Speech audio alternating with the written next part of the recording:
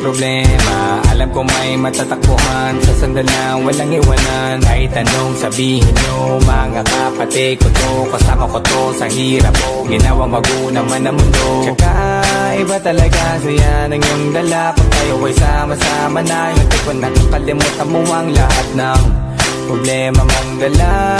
Basta ganun na nga, pag tayo'y kumpleto na, mas masaya, diba? Gusto ko kasama kayo sa kulitan, sarap walang iwanan. At kahit na minsan nagkakaroon man tayo ng hindi pagkakaunawaan, tampuhan at galit, awayan, pag-usapan na lang sa tagayan. Di makatiis pag nakitang nakangiti, apiran wala na yan. Sabay halakhakan at palakpakan, kahit na walang nakakatawa. Ganyang kabaliw pag magkakasama, mapatingin lamang sa bawat isa. At bukod pa sa samahan natin na sa kabila ng mga pagsubok at sa makita nararanasan, mas masaya lagi basta tara na. Sama-sama tayo at walang mag-iiwanan.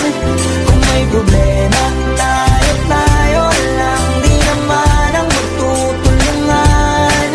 Di pwedeng may maiiwan, lahat kasama pag may kasiyahan. Kaya't sama-sama tayo na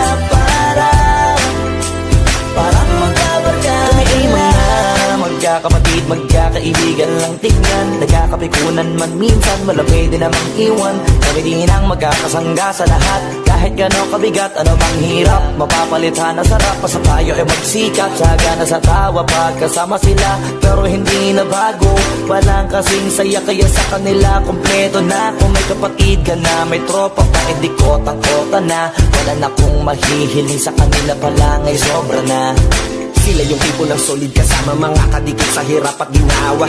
Kahit magkakalayo, darating ka agad kapag napasama ka. Walang iwanan pag sagana, lalo na kapag kawala na. Sabay-sabay na magkakaroon, hanggang maubusan ay magkakasama.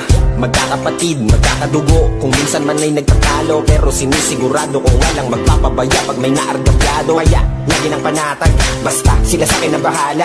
Walang dahilan para mag-iwanan, sa isa't isa kami nagtitiwala. Sama-sama